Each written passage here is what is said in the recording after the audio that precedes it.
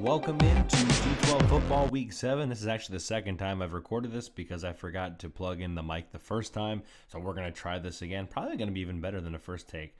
First game up, we had DanielByDefault Nebraska taking on EffGeeGaming and Ole Miss. And it's really not fair. I mean, let's just be honest with what we're talking about here. EffGeeGaming, new to the G12. His team hasn't really had a chance to have a couple of recruiting cycles. His team just doesn't have the speed in a lot of positions. And although he's played in a lot of close games, I'm just going to be frank with you. This is not one of those close games. He does get this interception here and does have this really nice play. Shouldn't downgrade this play. This is a fantastic play to make it a 7-point game right there. I'm thinking, okay. But the issue is this guy right here.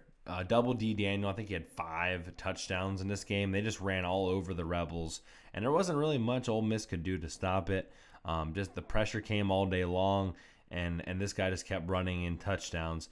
There will be a better future for Ole Miss, but right now he's just going to have to fight through it. That's a nice 4th and 5 play right there. Man coverage, doing some good things right there. But it just, it's just really hard to do a lot of good things. He had that nice play, then a second later, man coverage, not so great. So, it is what it is, right? It is what it is. This right here was the dagger, if you will. A huge run for Gargle D's. I think we put it on the TikTok because this is just fantastic. Great run right there. We actually show a couple more plays, I think, because Ole Miss does score again. The final's 52-14, but it got worse before it got better.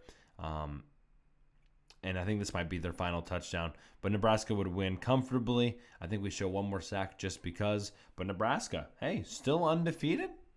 Looking pretty good right now. Got a big one with Hardcore Penn State football tonight if you're watching live, March 20th. So check that one out. The next game up, speaking of Hardcore and MacDub playing in the Big Ten. This is a huge game. MacDub won last year. Whoever was going to win this game had the best chance to win the Big Ten. And it was a fun one early on. Got a score for Penn State. They kicked, so they were feeling really good. Had the ball. Knew the fake was coming. Did not matter. MacDub converting on 4th down, and this was just a fun game. It was a fun game to play in. I'm sure it was a fun game to watch. And on 3rd and 20, Big Ian actually did a coach's corner on that exact play against that cover 4. He still got me with it, and he tied it up at 7 apiece. The thing is, Penn State has this guy named Green Eggs and Ham, and Green Eggs and Ham is really fast, and he just showed it right then and there. Big touchdown for Penn State. Gets that lead back to 7. But this was a cool play, too. Quads to your left. Sandy Peters, I don't know what 34 was doing right there, but Sandy Peters off to the races. You're not going to catch that guy. And Michigan would tie it up at 14. And then moments later, watch this little play. Ready? Whoop. Oh, that was so cute. Nice little play there for the freshman quarterback. Gets it inside the red zone. And then moments later, just a little fullback dive. Makes that lead 7 again. Penn State would just somehow find a way to call a timeout just in time to get a field goal before the half. And that field goal would kind of make a difference as we go on. Start the second half with the ball, and they give it right back to Michigan. Just exactly what the doctor ordered if you were Michigan. 4th and 3, though. Penn State defense somehow holds, maybe made contact with that receiver a little bit early. But they hold, they get the stop, and Green Eggs and Ham makes you pay. Big time touchdown right there. Gets the lead to 17, but MacDub and Michigan would not go away. This is a fantastic play right here. Coach's son saying, hold up, wait a minute, something ain't right here. Big touchdown to answer. And then maybe the dumbest play in the history of G12. I don't know what I was thinking. Garbage. Great job. They strung out the triple option extremely well. And then to follow that up with this play right here is just remarkable. 2 plays for Michigan. Got them right back in the game. Made it a 5-point game. And then, boom, they got the 2-point conversion. It's a 3-point game. And hold on, we got ourselves a football game here. On 4th and 6, Penn State goes for it. His guy doesn't hold on to it. It's an incompletion, and Michigan's going to have a chance. On a 3rd and 5, down by just 3 to get into field goal range, and it's picked off. And that would mostly seal the deal, except myself thought that, hey, you could just kneel it. You cannot kneel it. He still has 3 timeouts. They had to kick a field goal. Michigan still has a chance. Down by 6. 30 seconds to go. Here's a deep bomb, and it's picked off once again. Penn State would win, is now on top of the Big Ten. In our next game, Stoner Gamer and NastyNatiGaming. Stoner with Oregon, Natty with Cincinnati. And early on, it was all Oregon. I mean, it was all Oregon. I don't know what they coming. You thought maybe they'd be jet lagged coming all the way from Oregon to Cincinnati. No, not the case there. Big touchdown after the solid catch to start things off. And then the offense for Cincinnati just not there early on. Just no other way to say it. Just not really there. Turnover on downs right here. Oregon saying, hey, that first one felt so good. Let's just do that again. Nice one-handed grab to get in the end zone. 14-point lead.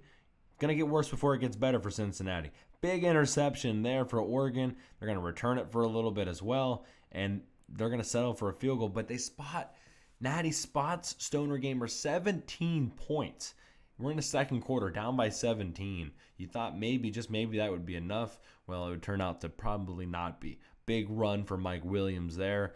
Gets the lead. But, hey, Oregon came right back down the field. I mean, this was a solid answer for Stoner Gamer, getting the lead back to 17 with just 30 seconds to go in the half. They kind of forget about that guy, and he just goes untouched into the end zone, makes it a 10-point game. Stoner could have kicked the field goal, but instead he decided to go for it, and maybe he'd like to have that back. Big time interception right before the half. 10-point game now. Michael White, this guy converted from free safety. Wiley's wide open. Touchdown. Cincinnati is seriously right in the thick of things now. 7-point game with just 4 minutes to go.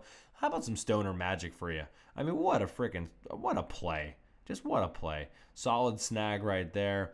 10-point game all of a sudden. Cincinnati doesn't care. Big touchdown Pryor over the middle. Now watch this play. Cincinnati has all 3 timeouts, but Oregon on a first down picks up the first down, but then goes out of bounds.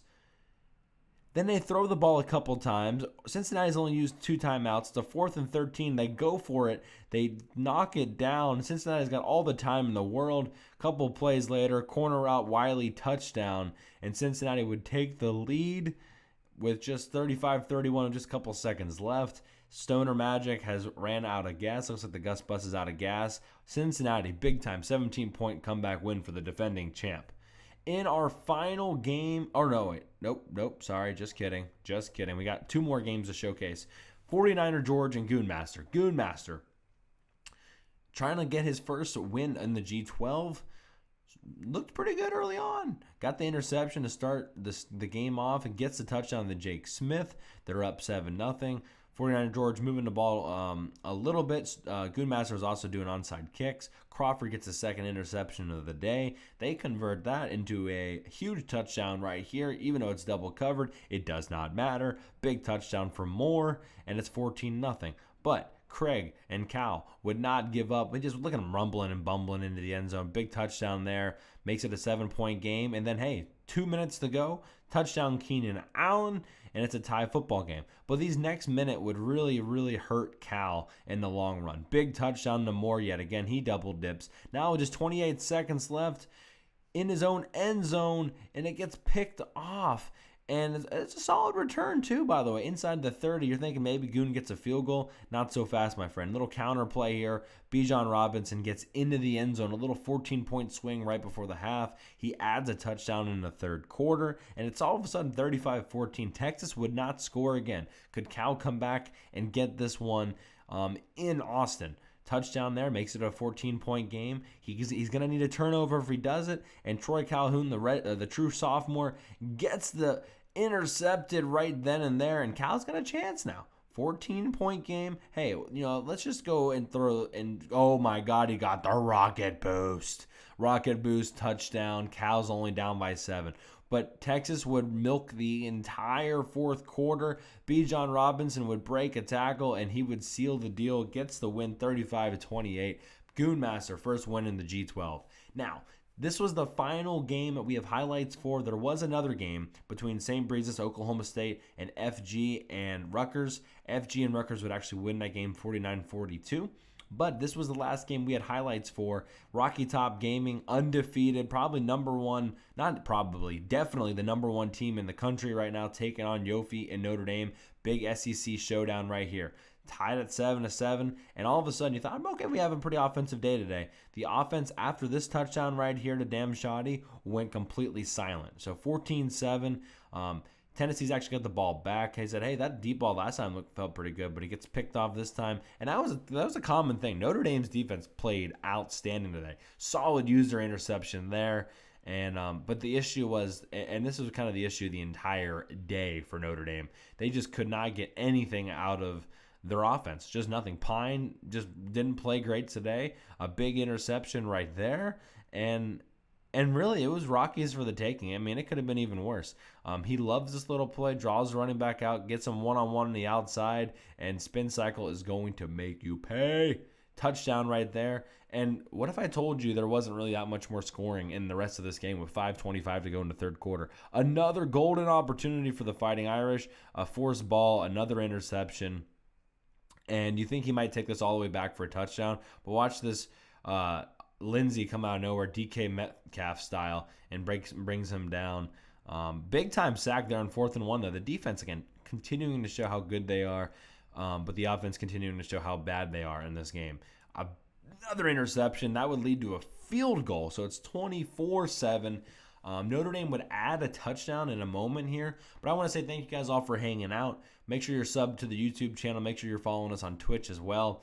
I appreciate y'all, and I hope you have a fantastic week. See you later, alligators. Here's a touchdown, by the way.